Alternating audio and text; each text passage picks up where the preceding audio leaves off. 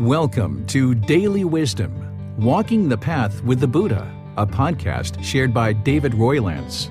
This podcast is dedicated to guiding you to completely eliminate the discontent mind and the suffering it causes by attaining enlightenment. Learn and practice the teachings of Gautama Buddha that will guide you to fully attain a peaceful, calm, serene, and content mind with joy.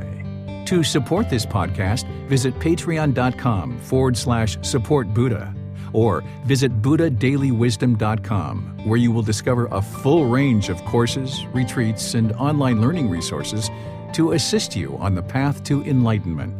Now, here's our teacher to share more.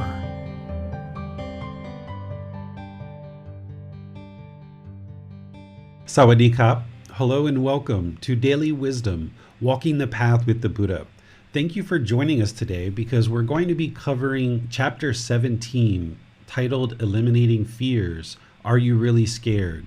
This is a chapter in this book, Developing a Life Practice, the Path That Leads to Enlightenment.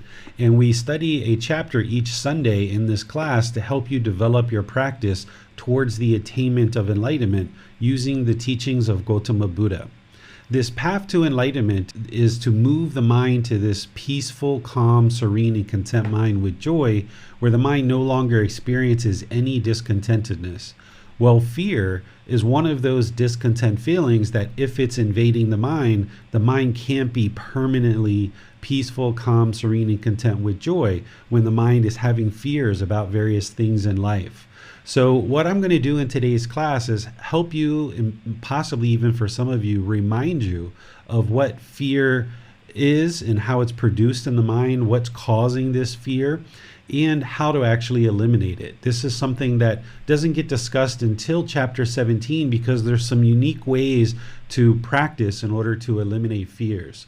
All the things that I've already taught you so far in terms of helping you to eliminate discontentedness, all of that still applies, and that still needs to be practiced in order to eliminate fears. But there's some very specific things that we can do with fears in order to actually eliminate them from the mind.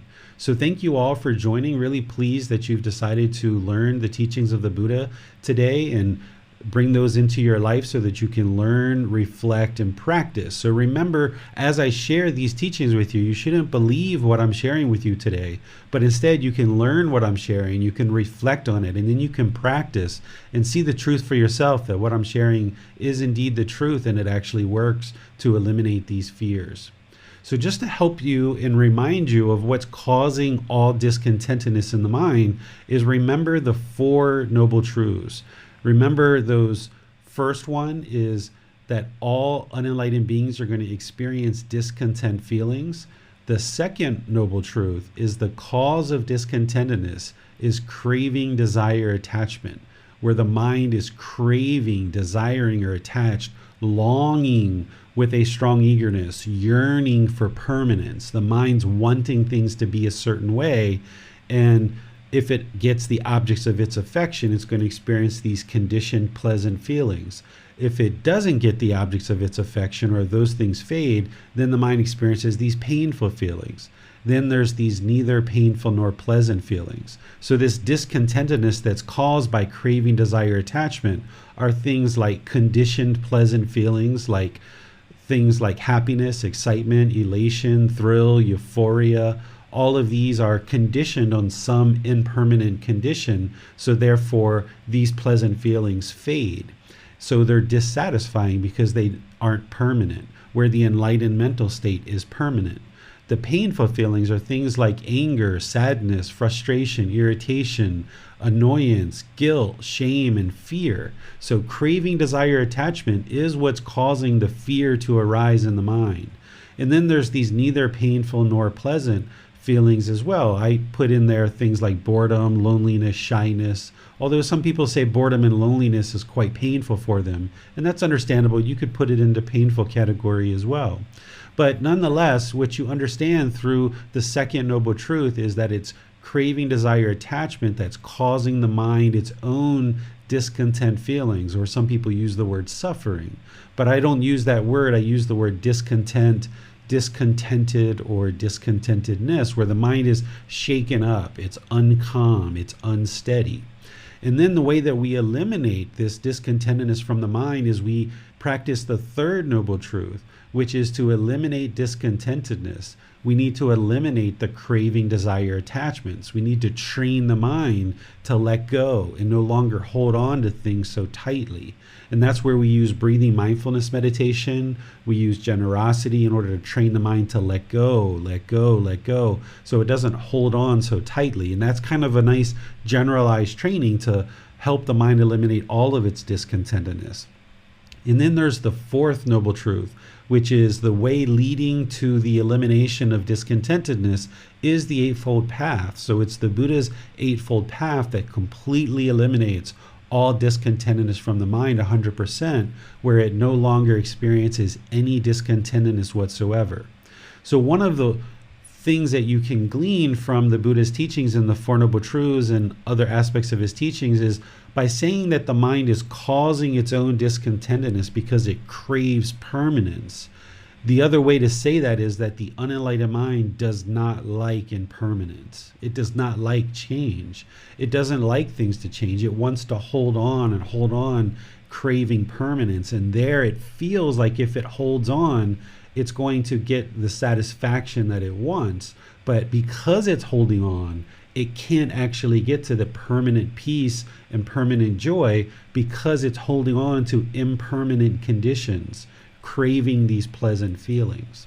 So when we talk about fear, what the mind is doing is it's holding on, it's clinging. It's the same exact problem that causes anger or sadness or frustration, the same problem that causes loneliness or boredom or shyness or resentment or jealousy. All of these discontent feelings are being caused by the same underlying problem, is that there's something that the mind is holding on to, and because it's holding on to it, it won't let it go. Therefore, fear is experienced in the mind. One example of fear might be if somebody got into a car accident, for example.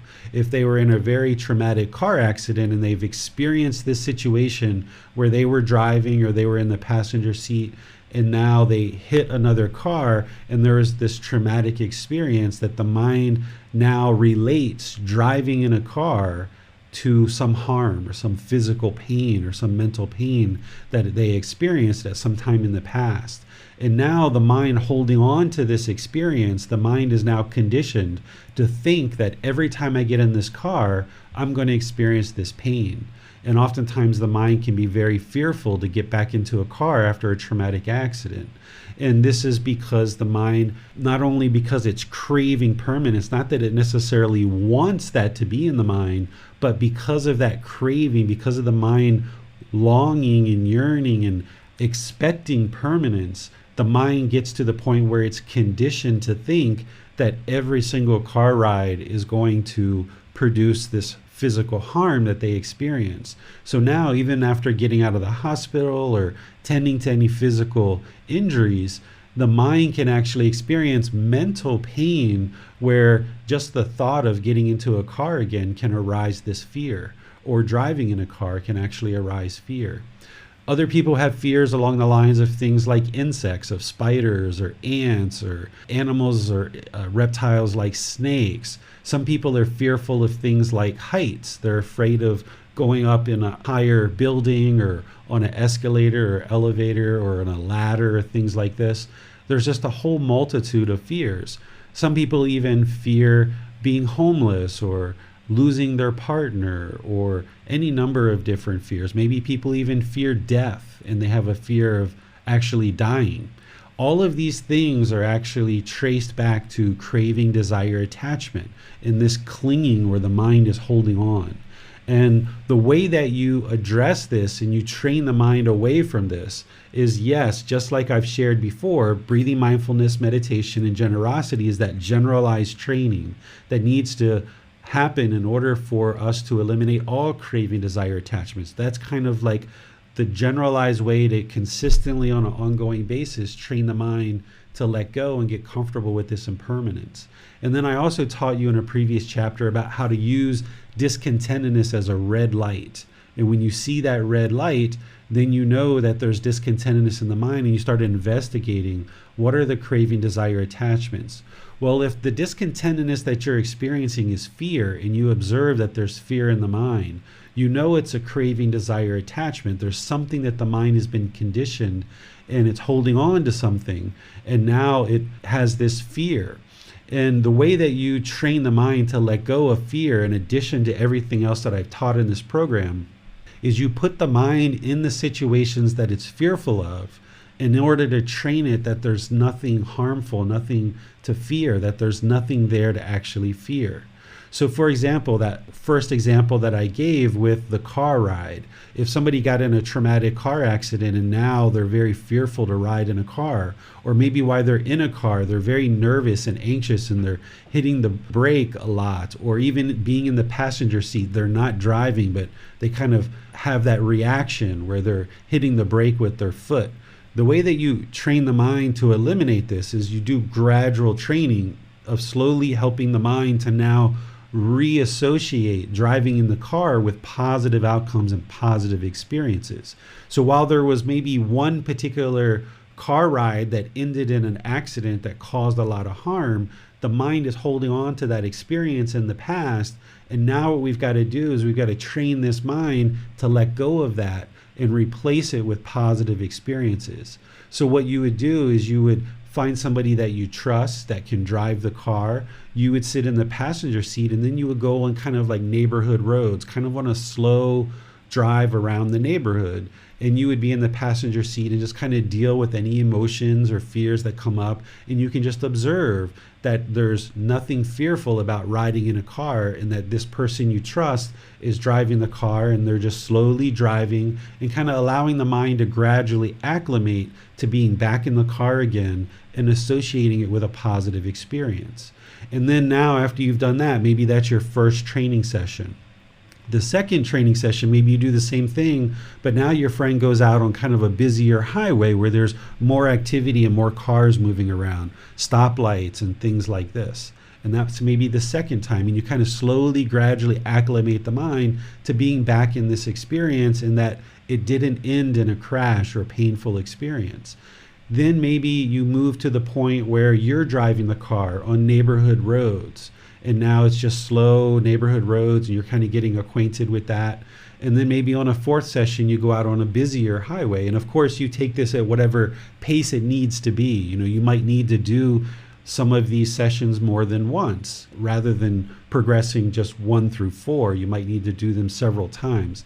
And this gradually starts to release the negative conditioning that the mind has of associating being in a car with this painful experience, to now you can see that you can go out in a car, you can travel for 10 minutes, 20 minutes, 30 minutes, what have you, return back home, and you did that safely, and the mind is comfortable with that. And now it starts associating this traveling in the car with a positive experience. Or if you have a fear of spiders, for example, some people have a fear of spiders. If you have this fear, then what the mind oftentimes wants to do with all of these fears is it wants to practice aversion. The unenlightened mind that is untrained and undisciplined thinks that if I'm afraid of something, that if I push this away from me and I never see a spider, then I will be pleased with that. I will be satisfied. I will be content. But the problem is that we can't permanently eliminate these things, any of these things that the mind's fearful with. If we just push it away with aversion and kind of put a wall between us and that thing, thinking we're never going to experience that, then the mind is still holding on to the fear. It hasn't really addressed the real problem. But because the unenlightened mind, the untrained mind, doesn't understand the real problem is craving, desire, attachment, this clinging, then it thinks the way to solve the problem is to push these spiders out, never try to see spiders, or push away this car ride. I never want to get in a car ever again, or I'm never going to get in an elevator. I'm never going to go up in a high building. The mind thinks that that's going to solve the problem, but it's just burying it. It's like putting the dust under the carpet. So what you do, rather than avoid the situation and practice aversion, is you put the mind in the situation that it's fearful of. Just like we did with the car ride, something like a spider, you would then put the mind in a situation where it needs to view spiders. So you do this gradually. Maybe you use a magazine, or maybe you use the internet, and you start looking at pictures of spiders, and it might be kind of fearful and you feel the fear, and maybe it's hard for you to look at them at first, but you kind of gradually train the mind to get comfortable looking at pictures of spiders, for example. Once the mind is acclimated to that over multiple sessions and it feels content and peaceful, it's like, okay, it's just a picture of a spider, no big deal. It's not going to hurt me. There's nothing here to hurt. It's just a physical body. It's just a mind looking at pictures. They're just pictures on the internet or pictures in a magazine. Once the mind gets comfortable and acclimated with that, where it's no big deal, now you move on to going to maybe like a museum or something like this, where they have preserved spiders. And now you kind of see a spider that it's not alive, it's behind some glass, it's been preserved, but there's no way that it can harm you. And you kind of look at those for several different times to kind of train the mind to be comfortable with it. Maybe even reach out and touch the glass as if you're touching the spider, training the mind that this is nothing to be fearful of. Then after you get acclimated with that, the mind gradually gets comfortable. There's contentedness and peacefulness. No longer is the mind trying to push it away. Now you maybe start viewing spiders in its natural habitat. Maybe there's places around your house or places in the forest or around your yard where there's spiders that congregate, and you can start looking at spiders there. And you can just observe them. You don't have to touch them. You don't have to grab them. You don't have to pick them up, but just look at them and appreciate them for another being, and realize that you're not causing that spider any harm whatsoever. So therefore, the spider isn't going to cause you any harm. That's the natural law of Gamma, that when you're not harming it, it's not going to harm you. So this is the way to gradually acclimate the mind and train it to no longer hold on and cling to any negative experiences. You can do the same thing with something like heights. If you're afraid of heights, rather than avoid the situation and try to never get on a ladder or never go in an elevator or never go in a tall building, what you do is you gradually acclimate the mind. Maybe you go to a mall where there's like 4, 5, 6, 8, 10 levels, and you kind of gradually make your way up to each level, kind of looking over the side at the first floor, the second floor, the third floor. You gradually kind of walk and spend your time, and wherever you feel that maybe you've accomplished enough for that day, then you walk away, and then you come back the next day or the next week or the next month, and you kind of go up a few more stories, and you kind of look over the edge, and you slowly get acclimated with this. Because never going to a place where you're up on a higher place isn't necessarily realistic nowadays. We need to be comfortable and content with going up a ladder perhaps, or being in a building that has multiple floors, or being in an elevator or something like this. And this is how you gradually start training the mind that you're not doing anything that is harmful, therefore harm isn't going to come to you. This situation actually happened with my son when he was really young, that he actually was walking with me on the street in America. He was about 2 years old at the time. And as he was walking, we were walking, I was holding his hand, and there was this puppy coming, this dog. It was a German Shepherd. It was a big puppy. It was not a little tiny kind of 2-month or 3-month-year-old puppy. It was like a 1-year-old puppy. And I saw it coming from a while away, and the owner was kind of tugging and pulling the owner. And it had that really happy face with the tongue coming out, like it was really wanting to play with somebody. And here comes this little boy, 2 years old. And of course, this little puppy wants to play with a little 2-year-old, right?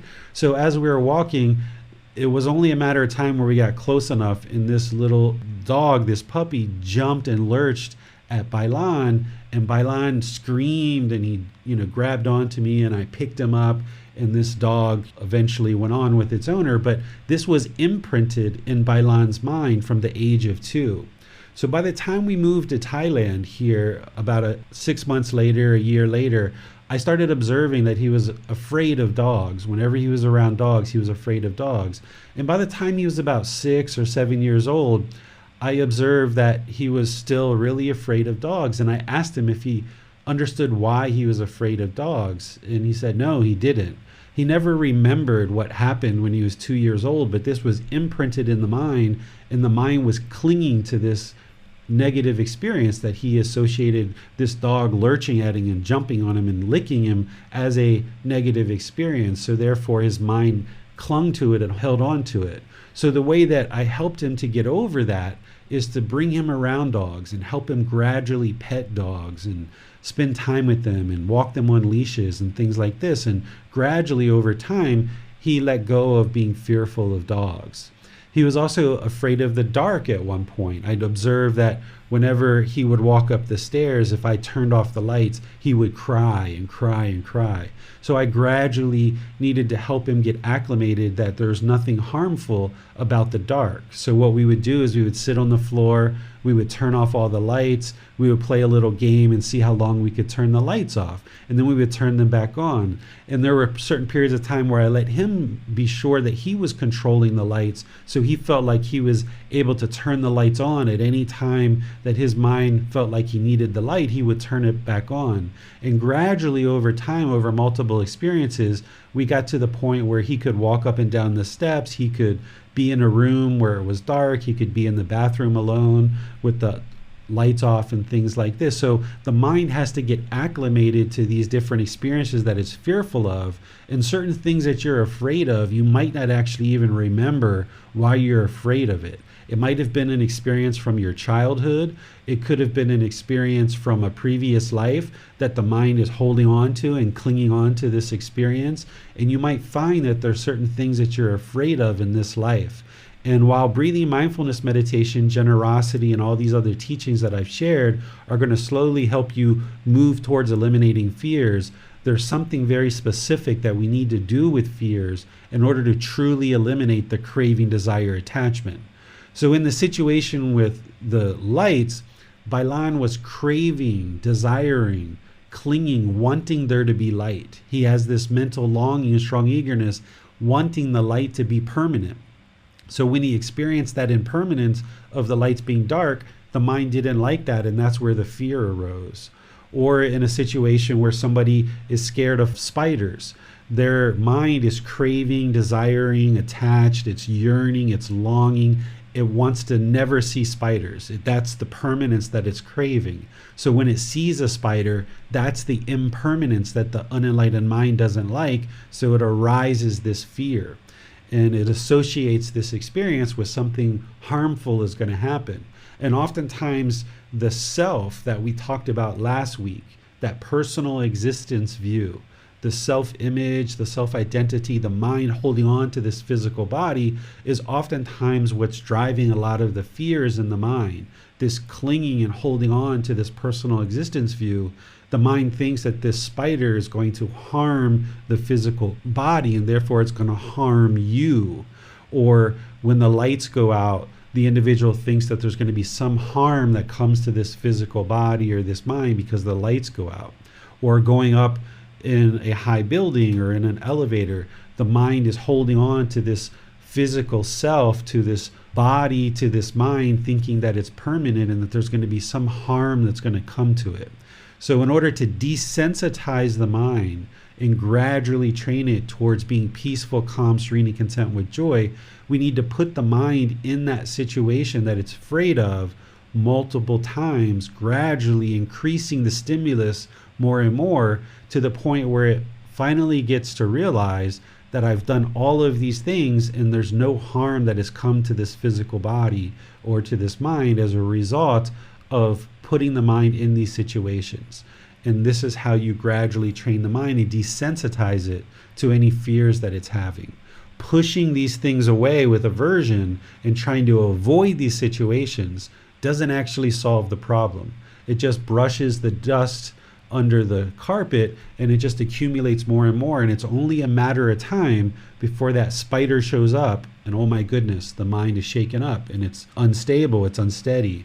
Or the lights went out, oh my goodness, I'm scared. Or lightning, right? Or some storm, or any number of things, or death itself. Death is interesting in terms of how do you eliminate the fear of death, is you can't create death in order to eliminate the fear of death.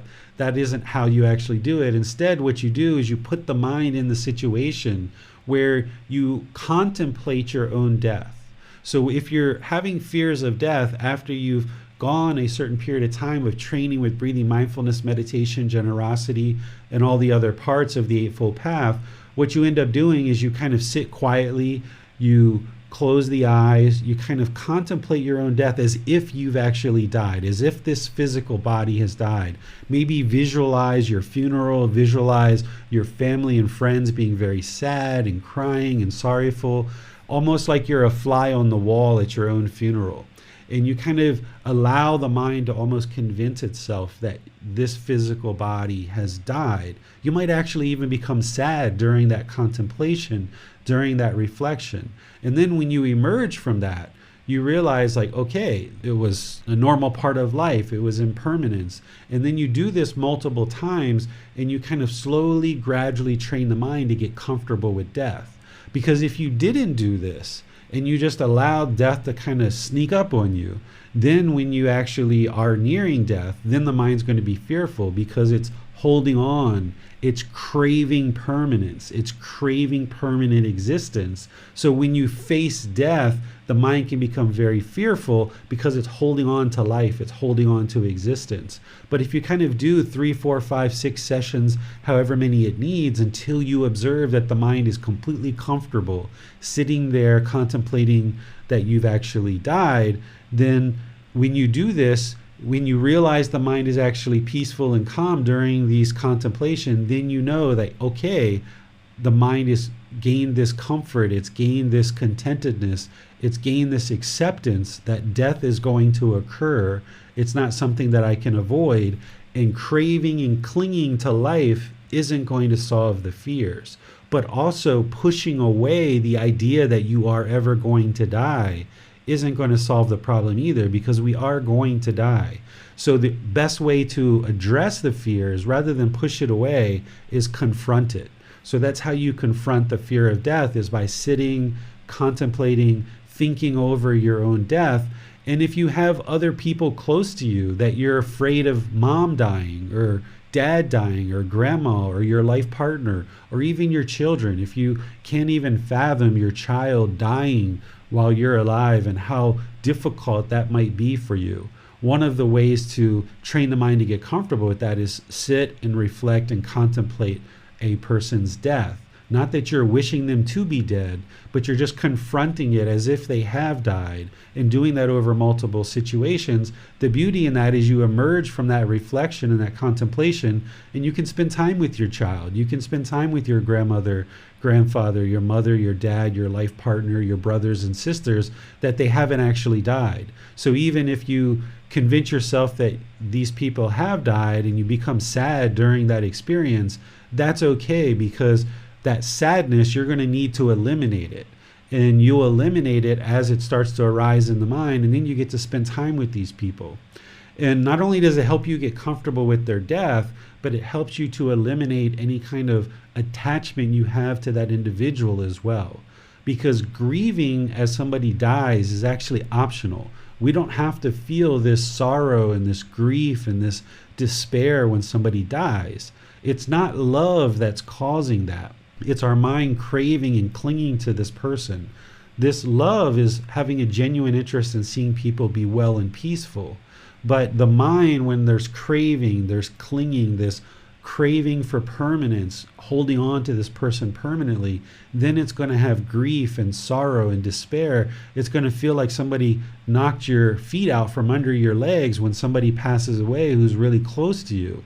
But if you can confront this during life now and while they're alive, it really helps you, because then someday when they die, if they die during your life, then you've already confronted that over multiple experiences, so you'll see that it won't affect the mind in the same way. You may even be able to experience appreciation and gratitude for this person rather than having any sorrowful feelings or despair at the time of death. And as you're going through that process of training the mind to understand that, okay, this person has died, and now that's just impermanence. There's nothing wrong or bad about somebody dying. It's just part of the natural laws of existence and how things progress in this life. If we're born, there's going to be death. And there's no need to be afraid of death if you understand how to eliminate the craving, desire, attachments, and you understand the wholesomeness that you're doing in the world, you don't necessarily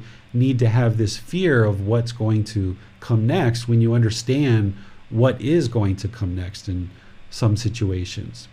So what I'd like to do is just kind of pause here and take any questions you guys have about anything that I've shared so far, that you can understand what I'm sharing with you in terms of what causes fears and understand how to eliminate the fears. And one of the ways that you guys might choose to ask questions is you might share certain fears that you are actually experiencing. If you know there's certain fears that you have in the mind, you can share what those fears are. And then I will help you put together a plan of how to confront these fears, address them so that you can eliminate them from the mind.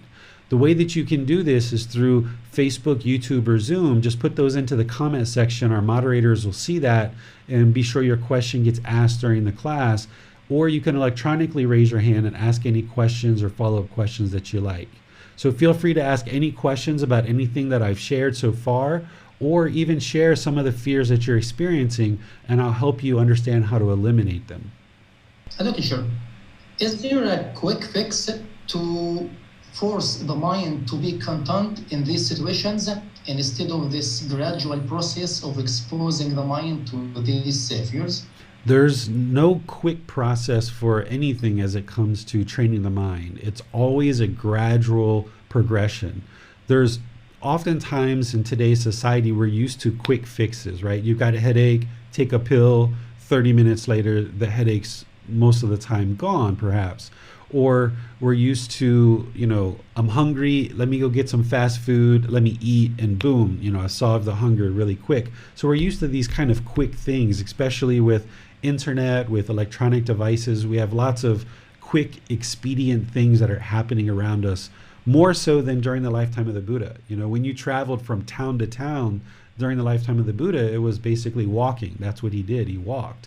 Or, people had certain carriages to kind of carry them, but it was very slow compared to today's standards. So people understood that things took time during the lifetime of the Buddha, that the mind is gradual training.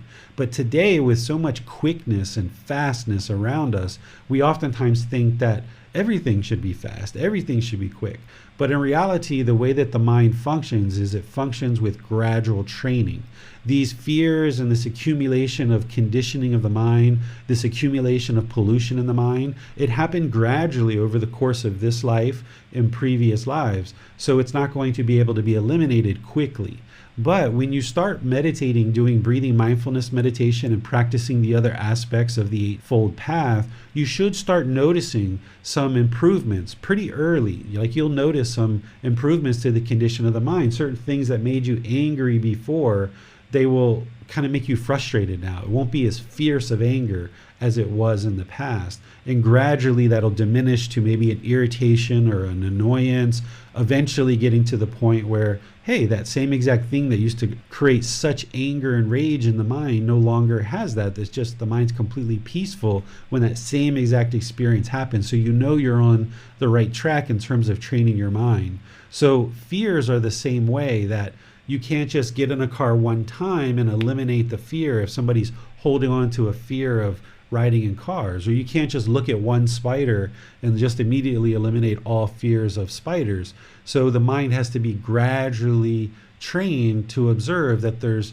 nothing harmful that's going to happen to you by looking at spiders, and that usually will take multiple sessions for the mind to do that. And then once you realize that the mind is very peaceful, calm, serene, and content with joy, when you're looking at a spider and you've overcome that fear, then you can look at what other fears are in the mind, if any, and then address it in the same way. So once you understand this methodology that I'm sharing with you about how to address fears, you can apply it to spiders, you can apply it to riding in a car, you can apply it to your children being afraid of the dark, you can apply it to heights, you can apply it to death, you can apply it to all of these different things that the mind might be fearful of, helping you to transcend that and eliminate the fear, but also helping other people. If someone has a question around you that is curious about how to eliminate fears, then you can eliminate that and share that with them of how to eliminate it, because you've done the work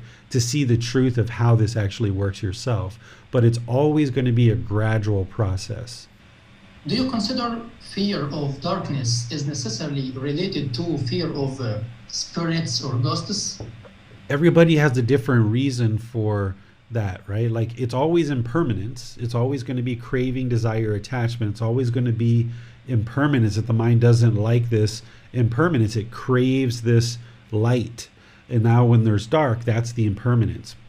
If someone's had negative experiences with spiritual entities that are dark or devilish or unwholesome, and they've allowed fear to come into the mind because of that, then they're going to associate the dark with that.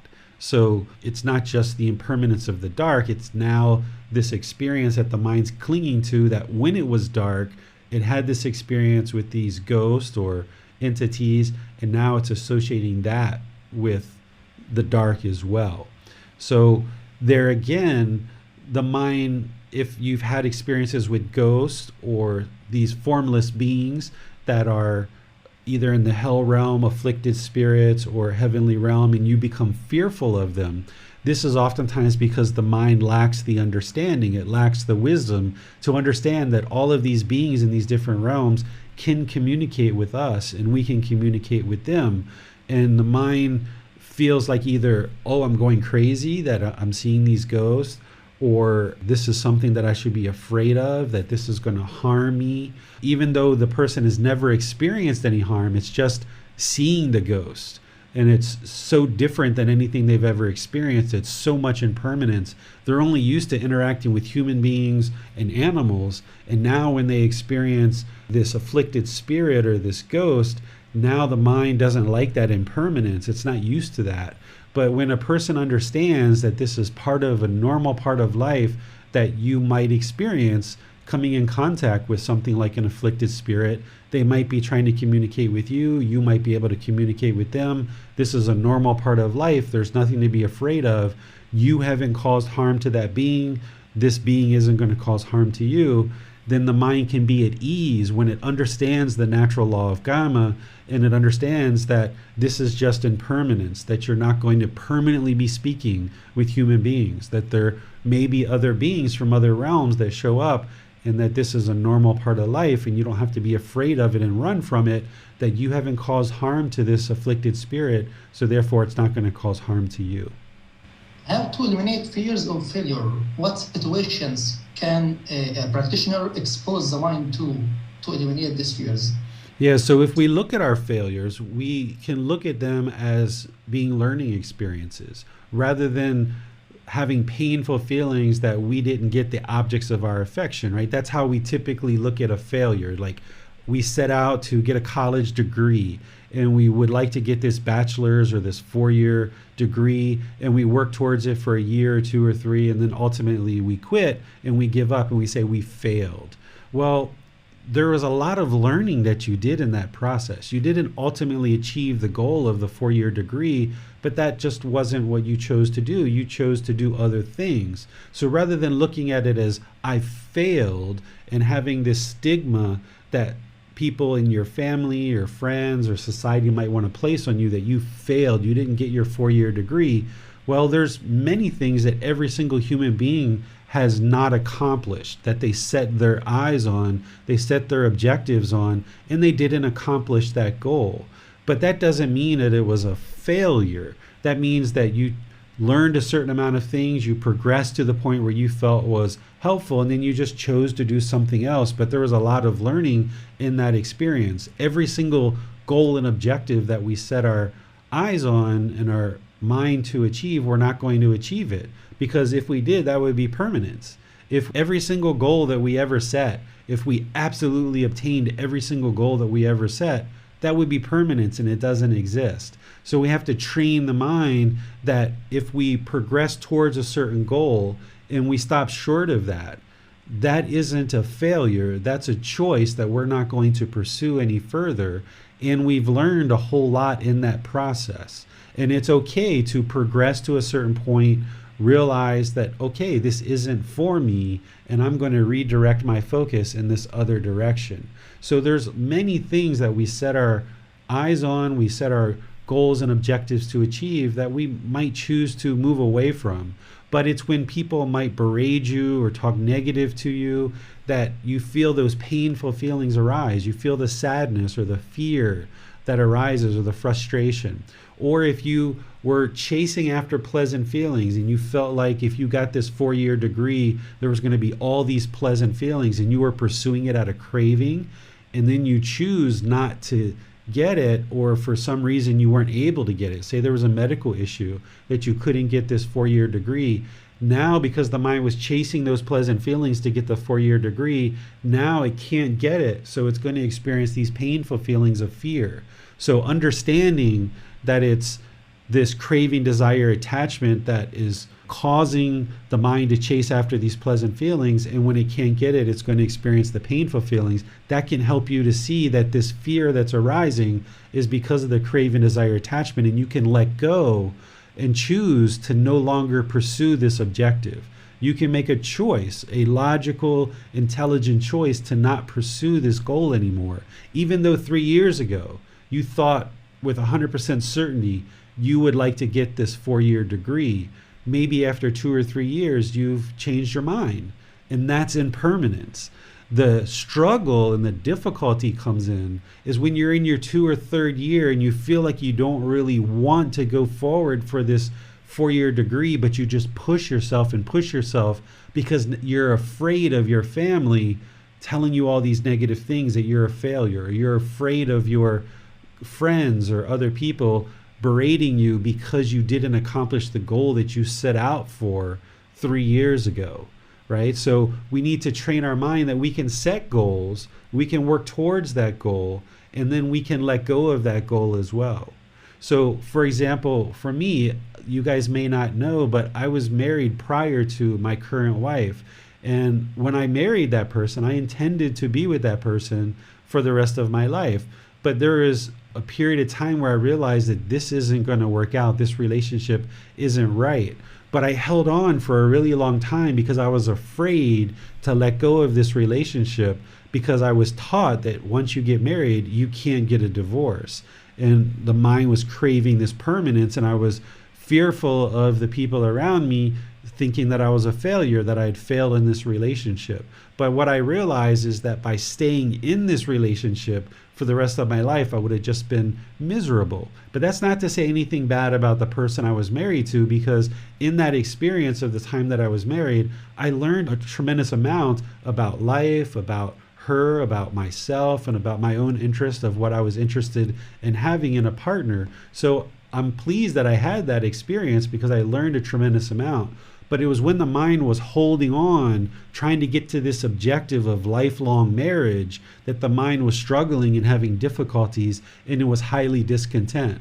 It wasn't until I let go, realizing that that's not a failure, that's a choice to move away from this relationship and make a better, wiser choice. When I got married the first time at age 27, I didn't know the things that I knew about myself at the age of 33.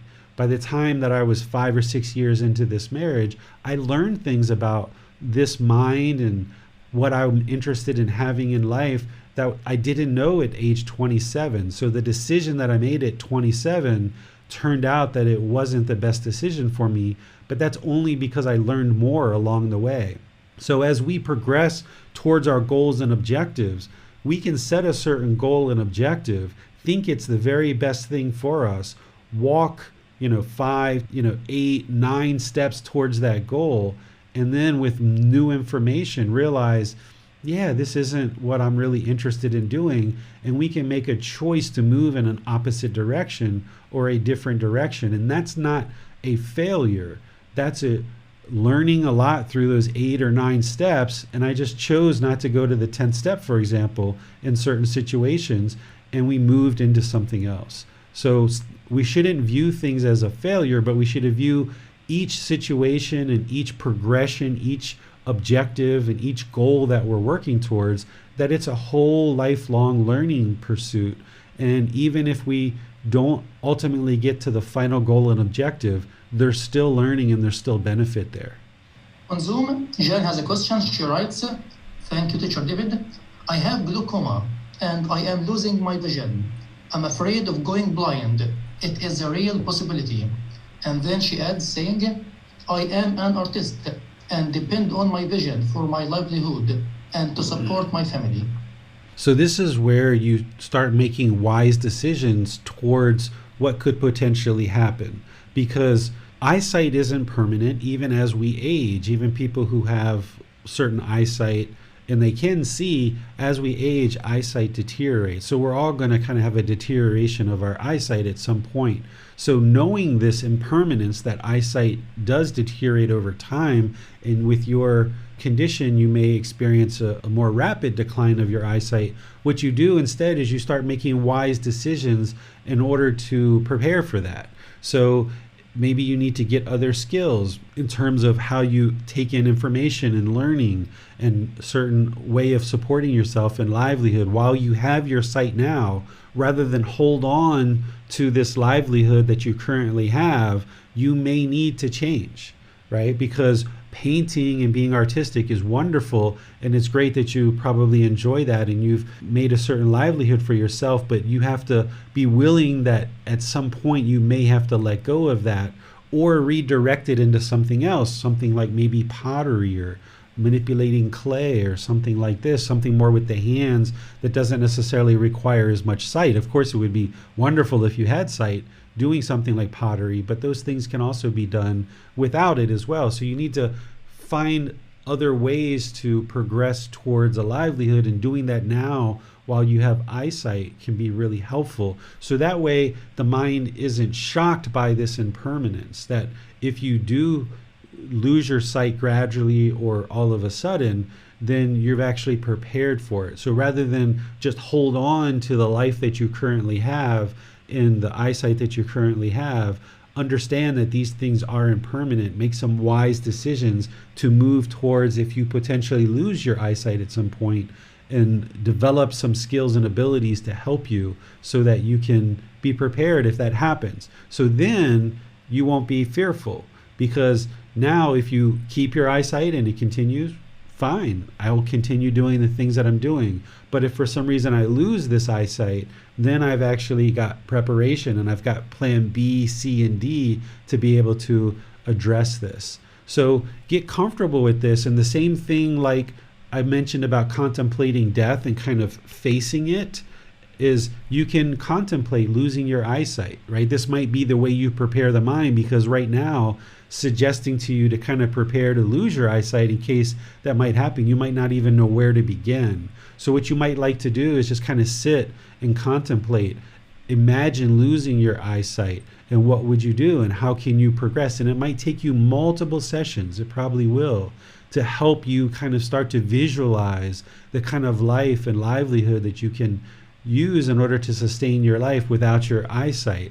And gradually over time, as you reflect on this and you contemplate it, you're confronting the idea that you may lose your eyesight at some point. But then in that contemplation and that reflection and confronting it, you're also helping the mind to develop plan B and C and D so that you can be prepared should it ever happen. Sometimes fears are really painful and strong, so one is not able to expose the mind to them.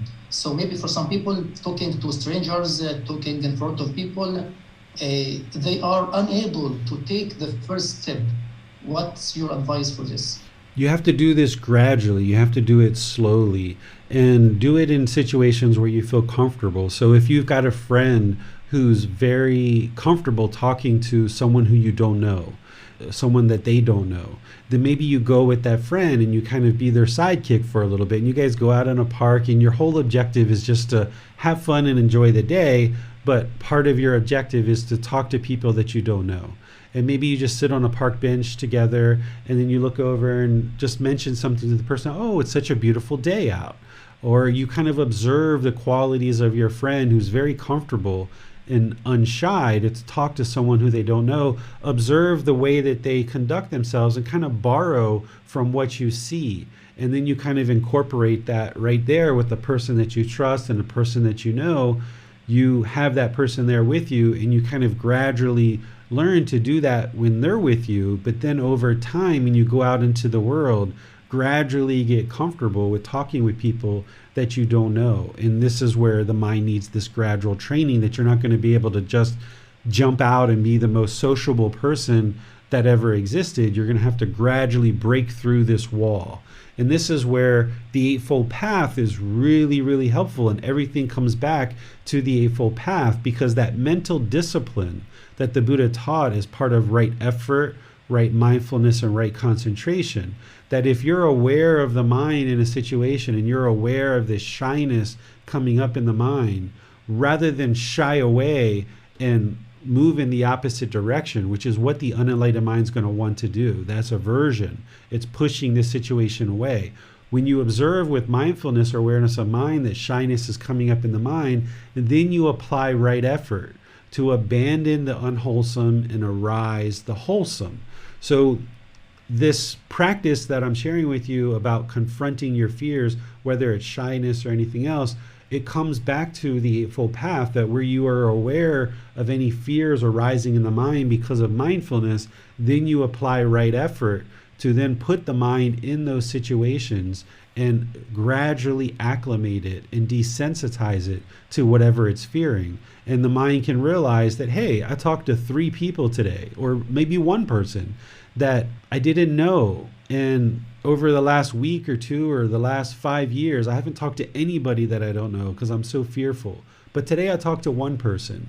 So you know what? Tomorrow my goal is going to be 2 people. And then tomorrow you talk to 2 people. And then, okay, now I'm going to go up to 3. And you kind of increase this gradually. And you start training the mind that there's nothing to be fearful of. But when you talk to those people that you don't know, you can't have any expectations whatsoever. This is one of the reasons why the mind becomes fearful of talking to someone you don't know, because maybe you've said hello to somebody in the past thinking that you were being so polite and so kind and respectful, and you said hello or how's your day going, and they're like, and they're kind of aggressive with you. And now the mind is associating talking with someone you don't know to this negative experience that you had in the past. So if you're going to try to break through shyness and talk to people that you don't know, you have to be sure that you don't have an expectation that they're going to respond to you in the way that you want them to respond. So when you go out and you say hello to somebody, or you make a certain comment about the weather or whatever, just kind of small talk, don't expect them to reciprocate with you. They might actually be shy and fearful too. So it might take 10, 20 people before someone is actually polite and kind, friendly, and respectful to you back. So don't let the negative reaction of other people to now further condition the mind that you shouldn't talk to anybody who you don't know. So be sure that you don't have expectations of the people that you're going to end up saying hello to or interacting with in order to break through your fear or your shyness. In a discussion about fears, someone shared that when she is focusing on what she's doing, reading a book, for example, when someone enters the room, suddenly the mind is shaking. So what kind and what's the reason for this kind of fears? The person who's reading the book, right, has the fear. Well, it really all depends, because this is where each mind is unique, and you can't say someone who's reading a book, someone walked in, this is the problem. You can't just come up with one permanent answer. We know it's craving, desire, attachment. We know it's clinging. We know the mind has been conditioned based on some experience that's what's causing the problem. But what specific craving or what it's specifically clinging to, that's where each individual mind is unique in that situation. Let's just say this person who's reading the book, let's just say when they were like 8 years old, they got beat up by a man wearing a blue sweater, okay? And now they start associating everyone who wears a blue sweater with being a harmful person, someone who's going to be aggressive and harmful to me. So now, over the course of this person's life, anytime they see someone wearing a blue sweater, they could get fear, and fear could arise in the mind. So if this person's reading a book and someone with a blue sweater walks in, and they see that, they could get shaken up and the fear could arise in the mind. But for someone else, it could be something completely different. It's still craving, desire, attachment. It's still clinging. And this is why I invite all of you to share what your fears are so that I can help you to eliminate them, because everybody's going to be a little bit different. And one of the fears that you might actually have if you're listening to this is a fear to ask questions in a class. People sometimes are very fearful of that. So if you're having fear right now to ask a question in a class, the way that you get over that fear is you confront it. Even though everything inside the mind right now is like, don't ask a question, don't ask a question, but yet the mind wants to ask a question, confront that fear, ask a question. Because every single situation is a little bit different about why the mind is fearful. And oftentimes, fear of asking a question or shyness is because the mind is holding on to that personal existence view, that self-image and that self-identity. And the person feels like, if I ask a question about fear, then I'm exposing something about me, and now I feel less of a person if I expose this in a public setting. And the mind feels like they've diminished this self-image or this self-identity. Whereas if you let go of the self-image and self-identity and no longer try to project a certain self-image and self-identity to other people, trying to uphold this personal existence view, and you're like, hey, I've got a question, let me just ask a question. No sense in being shy, no sense in being fearful. Let me just ask a question. Let me get rid of this personal existence view. Let me get rid of this self-image and the self-identity that the mind's clinging to. Let me get rid of this fear, because by holding on to it, it doesn't eliminate it, and it just allows it to precipitate and continues more and more. So the way that you break through this is you break through the wall, you confront it. So even if you're having fear to ask a question in a class like this, that's all the more reason why you should ask a question. Quarantine has his hand raised. Let's go to him. So I had a question related to Basim's question. Sometimes when I meditate, I set a bell to ring at the end. And when the bell is ringing, I get surprised, and my mind gets surprised, and the body also. And is that surprise related to fear? I feel that is maybe the mind is attached to concentration, or is attached to a certain state of mind, or a certain silence. When it disappear because of the bell, maybe the mind get discontent. Yeah, this is the impermanence that the mind doesn't like, because it gets used to that silence during meditation, and now there's this impermanence of this sound coming, and now the mind gets shaken up because of the sound. So if you tend to meditate in mostly silent settings and environments where it's fairly silent and still, the way to acclimate the mind and desensitize it is you go into environments where there is sound, maybe on a busy street, at a bus stop, maybe there's places where you can meditate where there's kind of things going on around, and you introduce some sound into the meditation. Even some people, if they would like to do it at home, you can maybe pull up a YouTube video that is just like street sounds, right? And just play that in the background while you're meditating in your own home, and kind of acclimate the mind that it's not always going to be silent, that it's not craving and clinging and holding on to the silence, so that you're not startled when you hear something like an alarm. So that's how you confront it and desensitize the mind.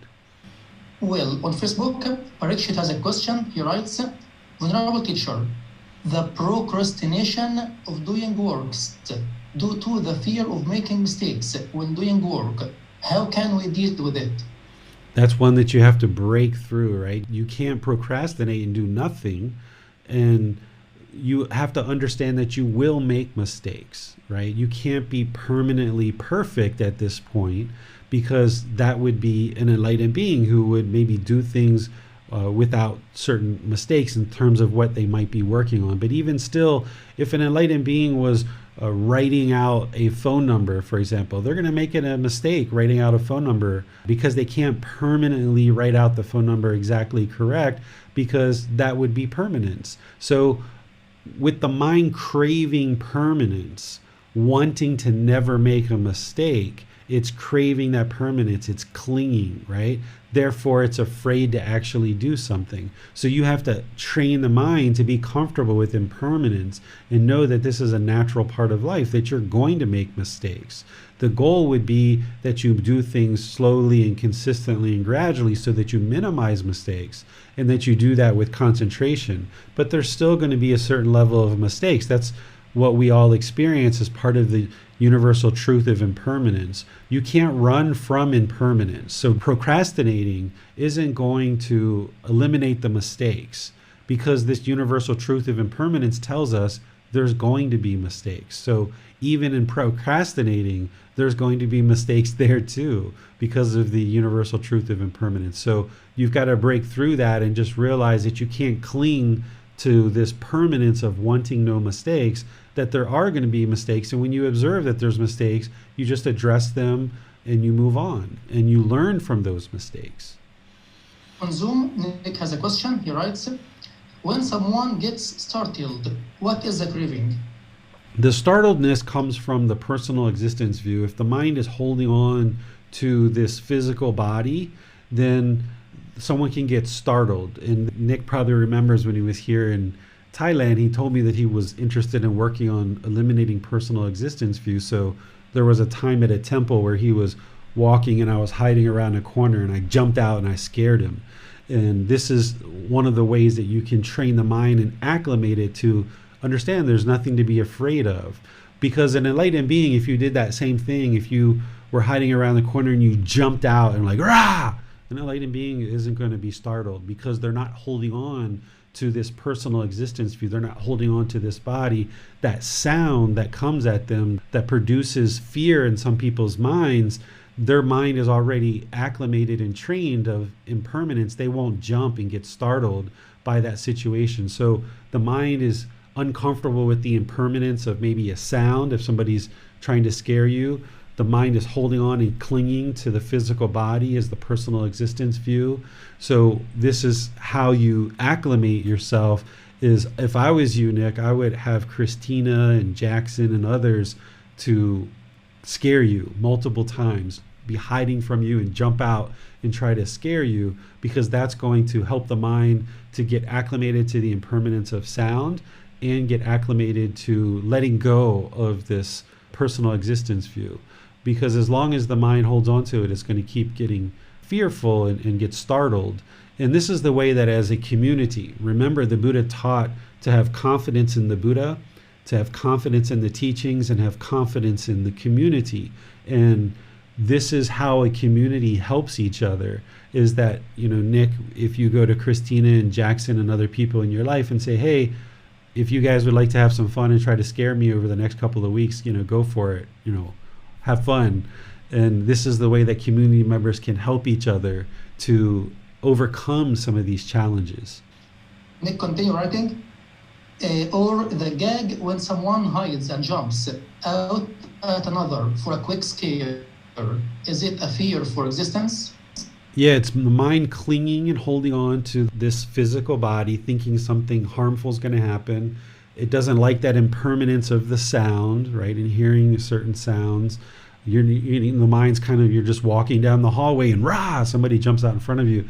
The mind's not used to that impermanence. So the way that you train the mind to do that and get used to that is give everybody full reign to scare you as much as they like. Eventually you get to the point where you've just sensitized the mind and it won't be fearful and it won't be fun for them anymore, because you won't get afraid. This is the same thing like if somebody's very ticklish, right? This is a sensitivity to the body. These are the 6 sense bases, Nick, that if somebody's very ticklish, the way that you train the mind to stop being so ticklish is you tickle them a whole lot. So you'll find that with Bailan, I just tickle him all the time, different times. I'm always tickling him. And as I'm tickling him, sometimes I'm suggesting to him, train your mind. This isn't ticklish. Train your mind to remain calm and content, even though daddy's tickling you. So I'll kind of desensitize the mind that this contact with the physical body doesn't need to arise these pleasant feelings, these conditioned pleasant feelings. And without my family realizing what the Buddhist teachings were, they did that with me growing up. And I got to the point where I used to pee my pants. They would tickle me so bad. And I would be embarrassed and I would be wet and I have to take a shower. And I kind of got tired of doing that. So I trained the mind growing up to no longer be ticklish. And this is how you desensitize the mind, is by getting tickled. Then you train the mind to not be shaken up when somebody's making contact with the physical body. So all of these different situations like this, you can train the mind to be steady, to be stable and content, even when somebody's tickling you. It seems that in some cultures there is a fear of certain numbers or certain colors. What may be the craving in this situation? This is conditioning of the mind, where somebody's taught you, like, okay, whenever you see the color red, this is bad. Or if you see a black cat, bad things are going to happen to you, or something like this. This is the mind being conditioned. Just like when Bailan was walking and this dog jumped out and there was this negative experience, there's this negative experience that grandma or grandpa or your brother or your sister, your mom or dad imprinted into the mind that if you see a black cat, this is bad luck and horrible things are going to happen. Or if you break a mirror, you're going to have 7 years of bad luck. I don't know if they have that one in Egypt, Bassem, but in America, some people tend to teach people this. If you break a mirror, you're going to have 7 years of bad luck. This is all folklore. This is all legend. This is all myth. There's nothing supporting that whatsoever. But the mind can be conditioned that way if you've been taught that many times, that you can have this fear that arises when you break a mirror or you see a black cat, because the mind has been conditioned to believe this. This is where belief causes the mind to be shaken up. But you can see in situations where you've seen a black cat or you've broken a mirror that nothing harmful has happened to you in the way that it's said. So there you can see the truth, that it's actually true reality, that the true reality is that you can see a black cat and everything's completely fine. There's nothing that's going to cause you harm. Or you can break a mirror and nothing's going to cause you harm. So you have to look at the truth and let go of this conditioning, let go of these beliefs that people have imprinted into your mind. And growing up, there's all these imprints that we've been given in our mind, and now the mind is clinging and holding on to these imprints. So that's what the craving is. That's what the clinging is that you heard mom tell you that if you break a mirror, you're going to have 7 years of bad luck. And now when it happens, the mind is clinging and craving to what mom said and thinking that that's permanent, when it's not true. It's not reality. The mind is just believing it. So you can see for yourself, if you think that you're going to get 7 years of bad luck by breaking a mirror, go break a mirror and see for yourself that it's not true. Or if you think that seeing a black cat is going to create bad luck for you, go look at black cats. You're not going to have bad luck because there's no such thing as luck. It's all about choices and decisions. Everything that happens in our life is based on our choices and decisions. Everything that happens to us in our life is all choices and decisions. There's no such thing as luck. So just because you saw a black cat, there's not this mystical, magical being or this mystical, magical force or entity or universe that is going to all of a sudden create this bad luck in your life. It doesn't happen that way. Everything that happens in your life is based on your own choices. So you can test these things rather than believing that all black cats, when you see them, are going to cause bad luck, or breaking a mirror is going to cause bad luck. Rather than believing that, also don't believe that breaking a mirror isn't going to cause bad luck. Test it. Go break a mirror and see what happens. And go look at black cats and see what happens, so you can test it for yourself and see the truth. Well, talking about cause and result, or law of karma, does law of karma apply to all people? I mean, adults and even children? It applies to all beings, all things. You don't need to know the law of karma in order for it to affect you. It's just like the natural law of gravity. When we were 3 years old, 6 years old, we didn't know about the natural law of gravity, but it still affected us. The same thing with the natural law of karma. Whether we're a human being, whether we're aware of this natural law or not, it's still affecting us. Even animals, it's still affecting them, whether they're aware of it or not. Same thing with all these beings and all these other realms. This natural law of karma is always there. It's always affecting everyone. So that's why what the Buddhist teachings are doing is helping you understand the wisdom of this natural law. Because now, with the wisdom, you can actually make conscious choices to improve your outcomes. Based on this wisdom, you can produce wholesome outcomes. Whereas if you don't know about this natural law and you don't understand it, you can't make wise decisions that lead to wholesome results. Instead, we're making all these unwholesome decisions thinking it's the best decision, but in reality it's truly an unwholesome decision, and it keeps producing these unwholesome results, and we don't understand why, because we don't understand this natural law of karma. The more that we understand this natural law and we get this wisdom, now we can make conscious decisions based on this natural law, and now we can improve our outcomes and have wholesome outcomes. It's the same thing with the natural law of gravity. The more wisdom we had, the more awakened we became of this natural law of gravity, we started making wiser choices. We started tying our shoes. We started looking at the sidewalk when there's bumps and there's uneven surfaces. We started putting our nice things in places where animals and little children couldn't touch them and break them. We started realizing this natural law of gravity. We started having this awakening. We started having this wisdom that was coming into the mind. And now we functioned with this wisdom and we made wiser choices that produced better outcomes. And it's the same thing with this natural law of karma, that the more you understand it and the wisdom in this natural law, now you can make wiser decisions that lead to wholesome outcomes. And part of the wisdom that I'm sharing with you in today's class is that this fear that comes into the mind, it's shaking up the mind, and the mind can't be peaceful, calm, serene, and content with joy as long as there's fear. Well, what's causing the fear? Oh, it's craving, desire, attachment. It's this clinging. It's this conditioning of mind. Okay, that's the problem. Well, how do we eliminate that? Well, instead of avoiding the problem, instead of avoiding the situation, which is what the mind's going to want to do, the unenlightened mind thinks that that's what it's going to solve the problem. The wisdom of these teachings is that you should confront the problem, put the mind in that situation so that it can become acclimated and desensitized. And now you don't believe what I say. You're learning it, you reflect on it, and then you go practice it, and you see the truth for yourself that, oh yeah, I used to be afraid of spiders, and I did this kind of gradual training that David talked about, and yeah, now I'm not afraid of them anymore. Or I used to be afraid of heights, and that would really shake me up, and I would feel all these strange feelings when I would get into a position where the body was so high. And then now I've desensitized the mind to that, and now I can feel completely peaceful. So you see the truth for yourself that it actually works. I've had 6-year-old students learn this content and train their mind to eliminate the fear of heights on their own. So what I'm sharing with you, it's not really complicated. That's why I don't have any visual aids to share with you today. I don't have any slides, because it's based on things that you already know, and it's really not that complicated.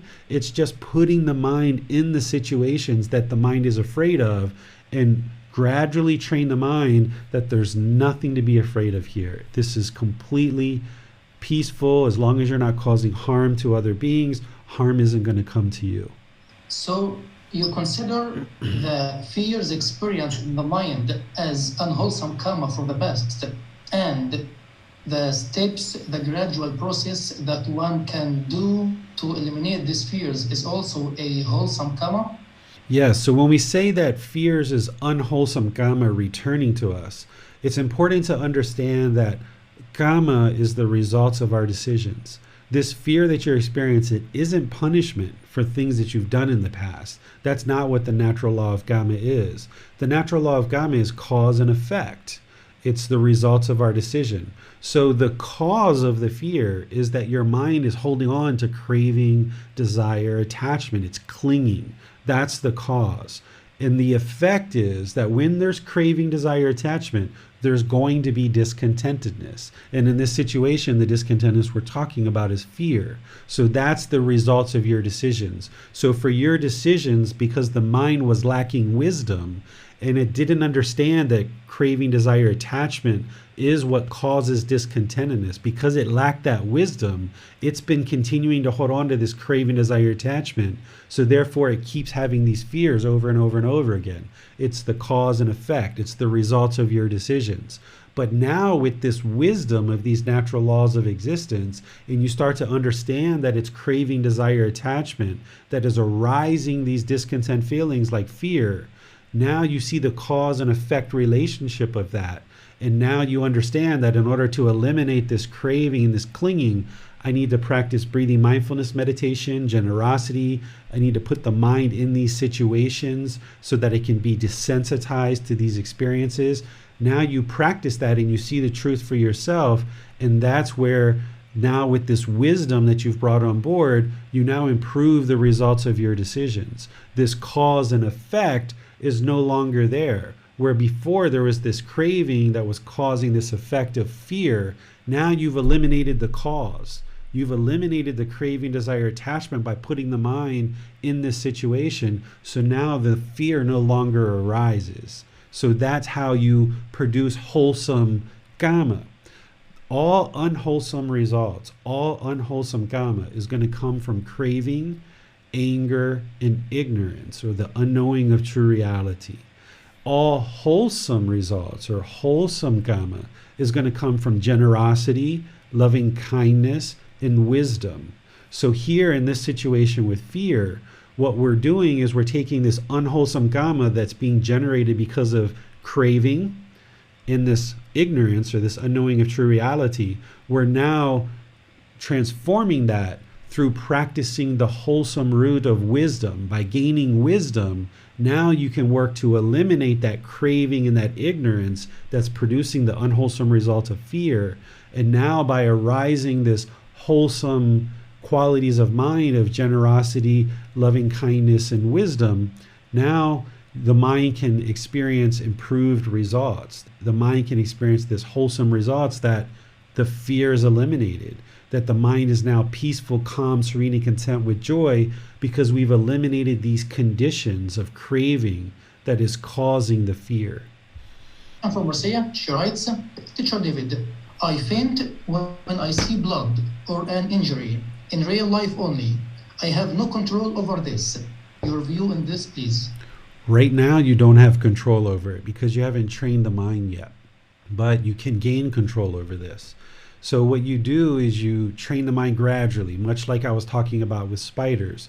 What I would suggest is that you start out with viewing things online, things that you feel comfortable with, fairly comfortable, but it's kind of moving you a little bit. Maybe some pictures of blood like in a donation bag, because it's kind of organized in like a pint-sized donation bag. And look at pictures on the internet of blood and donation bags. And then after you feel comfortable with that, then look at pictures of blood kind of being, spilled out over the floor or on the table. There's different pictures that you can get of this. And then maybe you need to actually go donate blood. If that's not something that you're currently doing, go donate blood, or actually go to a donation site where other people are donating blood and kind of observe that. Ultimately working your way up to where you're donating blood. Gradually kind of desensitize the mind where you're starting with something small, something minimal that is growth for the mind, but it's not actual real blood like what you're experiencing now where you faint. But instead start with something small that is growth, and then as the mind feels completely content and peaceful with that, then move to the next increment up, and then gradually increment it to the point where you're completely comfortable seeing blood, realizing that it's just another liquid. It's just another liquid. It's a certain color. Maybe even you need to take some water and some food coloring and kind of make it the color of blood. Or take some fake blood, depending on where you live. If they celebrate Halloween, they might have some fake blood or some ketchup or something like this, and start looking at that substance as being very similar to blood, and understand that this is just a liquid and that there's nothing that you need to be fearful of when you see this blood. So you gradually increment the stimulus to the point where you're more and more comfortable with observing real blood in real life. On Facebook, Amina has a question. She writes, what guidance is best for helping a child that is newly frightened of being in crowds? In the pandemic era, here in Italy, the first months of the pandemic had national mandates that children had to stay in the house and isolated. The result is that many children have become more comfortable being home. What slow training can we provide to help eliminate this fear for a young person? Okay, so the ultimate goal is to have a child be comfortable in large crowds. So what you would like to do is throttle that back, where maybe she becomes comfortable with just two friends or even just one friend, and doing that a few times, going to the playground with just one or two friends, and then increment that up where it's 3 or 4 and getting comfortable with that, doing that multiple times, and then moving to 6 or 8 or 10 and gradually incrementing it up until she starts realizing that it's completely normal and completely comfortable to be around larger and larger amounts of people, and that when I do that, nothing harmful happens. But you start small and then you just gradually move it up over a consistent long-term period of time. Maybe you do this once a week, or once every 2 weeks or something like that. And you kind of observe her bodily conduct, her facial expressions, how she interacts. If she has any kind of concerns at any point, you're right there. Perhaps you can have her come talk to you. But then as she starts incrementing it up, maybe you walk away for 3 minutes or 5 minutes and you come back, and that's okay. And she starts feeling more comfortable with that. So you slowly start to increment the stimulus, where maybe you're with her with smaller groups of people, but then as you get closer and closer to larger and larger groups of people, and you can kind of start stepping away, that she starts feeling more independent and she's comfortable with being around these larger and larger groups of people. It seems that for some people, they think that it's easier to avoid these fears rather than exposing the mind to these difficult situations. What's your advice for this kind of thinking? This is what the mind wants to do. It wants to run and hide. It wants to have aversion. It wants to push all these situations out, and it thinks that that's what's going to create the contentedness. This is the aversion, pushing people out of our life. We push situations out of our life, and we think that's going to solve the problem, but that's not permanent. In using the example that Amina brings up, if we were afraid of large crowds, it's not going to be possible to permanently not be in a large crowd. There's going to be situations where we're going to need to be around 5 people, 10 people, 20 people. It's going to happen at some point in our life. The longer that we avoid it, the more that the conditioning sets into the mind, the stronger that it holds on. So if we went a year, 3 years, or 5 years without being around large groups of people, the longer that goes, the more the mind is deeply rooted in holding on to this conditioning. And it's going to be a lot harder to transform it and counteract that and desensitize it. So rather than pushing things away, it's better to confront it right away. If you've ever been around horses and you fell off of a horse, they always teach you to get right back on. And the reason why is because they're not interested in having your mind hold on to the conditioning. Whereas if you were on a horse and you got thrown off of a horse, and I've been thrown off of a horse a few times, it hurts. If you walked away from that and you just allowed that pain to set into the mind and you avoided the horse, 3 months, 6 months, a year, 2 years later, the mind's going to be very, very fearful of this. Whereas if you fall off the horse and you get right back on the horse, then you don't allow the mind to be conditioned with this fearful experience that created this pain in the body. So I was talking to a student not too long ago where they were with their children, and their children were on like an ATV, kind of like a four-wheeler, and they were driving a little bit erratic because they were excited, and they ended up crashing the four-wheeler. And the children were like crying and upset, and they were like, I'm never going to ride one of those ever again. But the mom was a student that was learning and had learned this information, and usually they would have done the same thing because they would have been fearful of their children getting hurt, and they would have said, okay, let's put this away.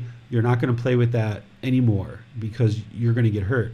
But this student understood how conditioning of the mind works and how fear works, and she heard her children say, like, I'm never going to ride one of those ever again. That's the aversion. And the mom said to herself, okay, well, I guess we got to get right back into that ATV right back into that four-wheeler, and they need to ride this some more so that they don't allow that conditioning to set into the mind. So keep that in mind. If a certain situation happens, if you feel the fear arising, the last thing you're interested in doing is avoiding that situation. You'd like to go right back if you can, as long as there's not like, physical harm where you need to go get medical attention. You'd like to go right back into that situation so that you don't allow the conditioning of the mind to take root. So when I fell off of horses growing up, we got right back on. So therefore I was never afraid of riding a horse, even though it hurt really bad to get thrown from a horse occasionally. We always got right back on the horse. And today, even though I haven't ridden a horse for many, many years, if I needed to ride a horse for any reason, I would be able to do that without fear, even though there was experiences of falling off of a horse. So whenever you observe these things with yourself, that the mind has this fear arise, you should look to ensure that the conditioning doesn't set in, because the longer it sets in for, the harder it is to uproot and get it out of the mind. So if you can confront it right away in the way that I'm explaining, that's best, because then you don't allow that negative experience of falling off of a horse, for example, to set in the mind and now become this mental object where it now is much harder to uproot out of the mind. Thanks, teacher. No more questions. All right.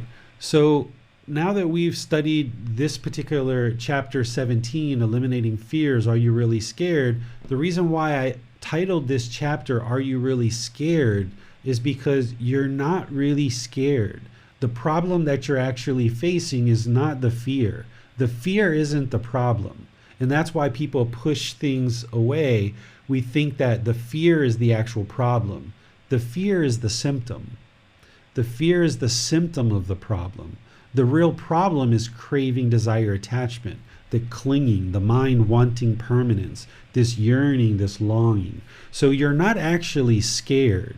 The real problem is this craving, desire, attachment. That's what you're working to eliminate. And that's why we put the mind back into that situation and desensitize it so that this symptom of fear doesn't arise anymore. So the same cause, the same condition that's causing the fear, that symptom of fear, the symptom of anger, the symptom of frustration, the symptom of irritation, the symptom of guilt, and all these other discontent feelings that I talk about, boredom, loneliness, shyness, resentment, jealousy, these are all symptoms. The problem, as we talked about in a previous chapter, the problem is the craving, desire, attachment. That's the real problem. So don't run from the fear, because that's just running from the symptom. What you need to do is you need to confront the cause, which is the craving, desire, attachment. The mind doesn't want to be in the dark. The mind's craving light. It wants to be in the light all the time. But then when it experiences this darkness, it doesn't like that impermanence. So since it's craving to be in light, now you put it in the darkness and train it that you're not going to be able to hold on to this light all the time. Or the mind wants to crave and cling to being on the first floor of a building all the time. It doesn't want to go up to the 5th floor. So rather than allow it to cling and crave and be on the first floor all the time, put it on the 5th floor and train it that it's not going to get what it wants. This is where you almost have to treat the mind like this third entity. There's this physical body, there's this mind, and then there's this person that's trying to train the mind.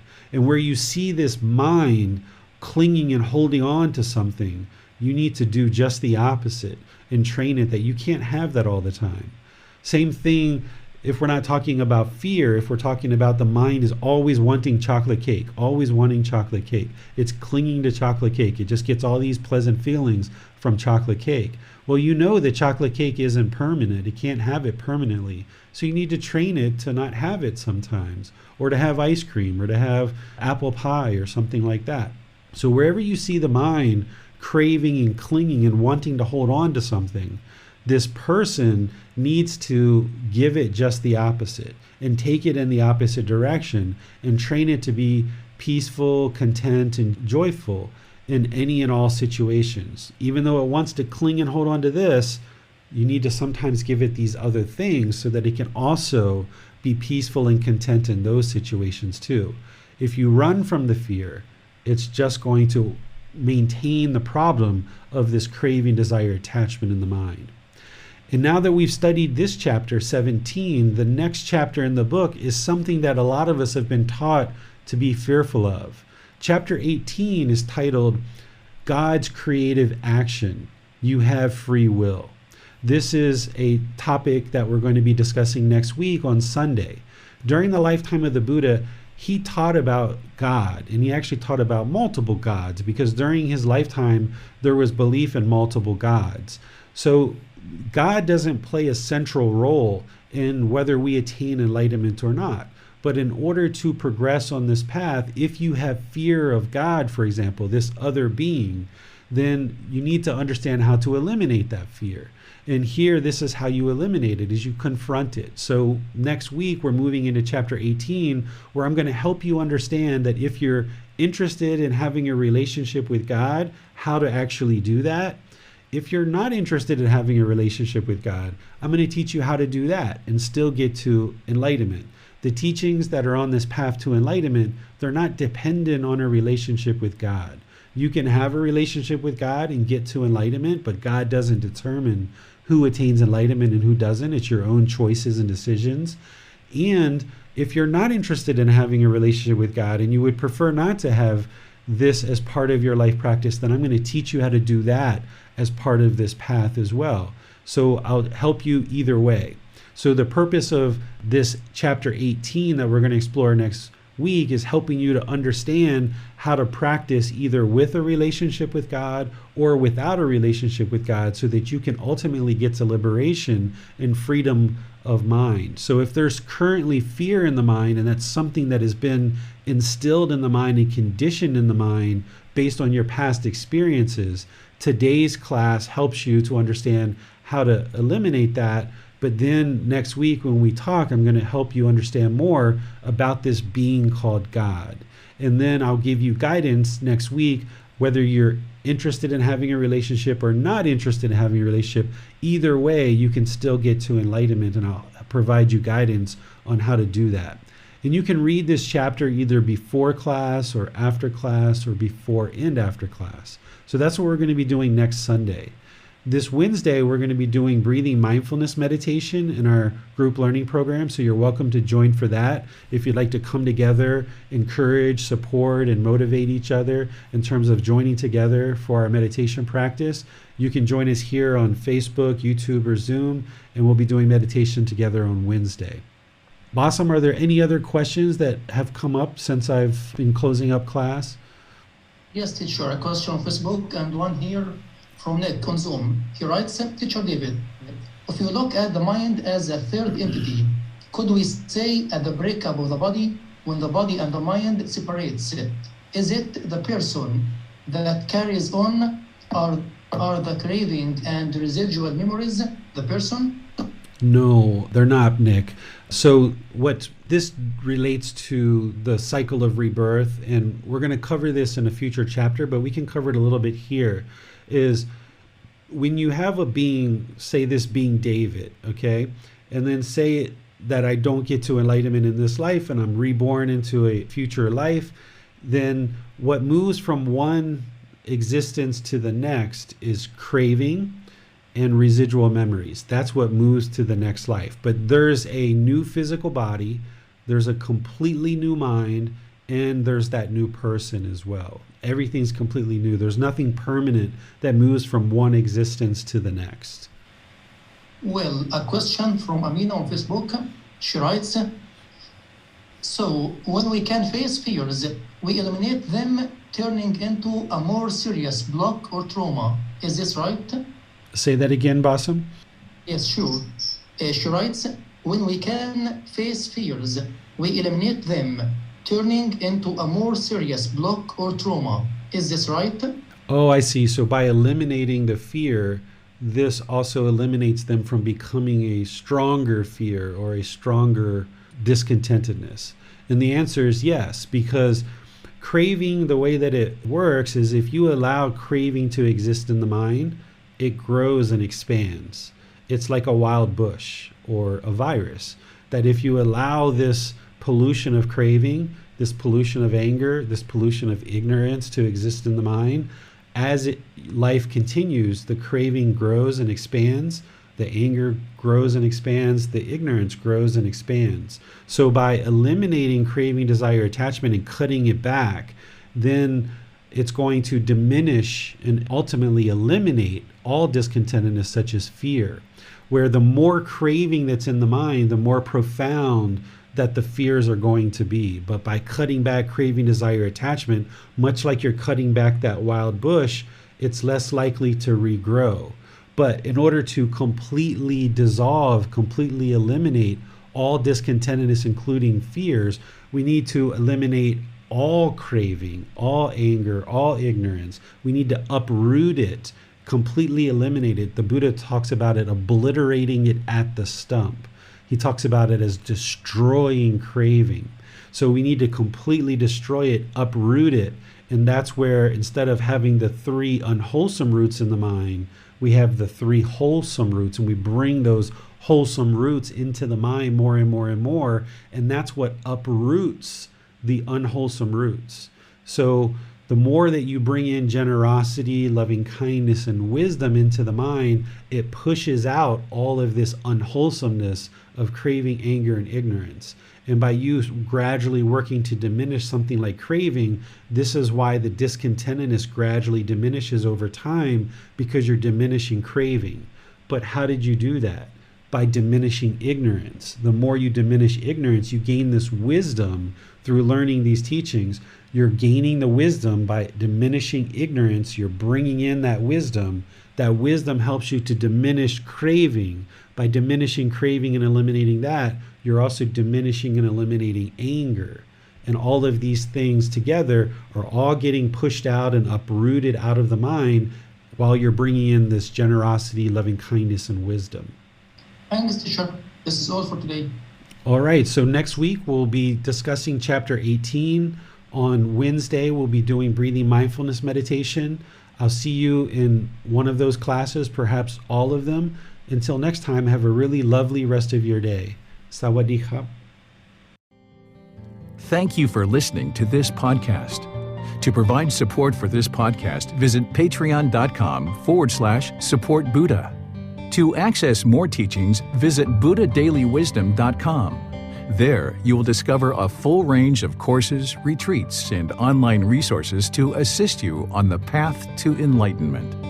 Remember to establish a daily, consistent meditation practice, along with learning and practicing these teachings. A well-developed meditation practice is the foundation in which to train the mind to attain enlightenment.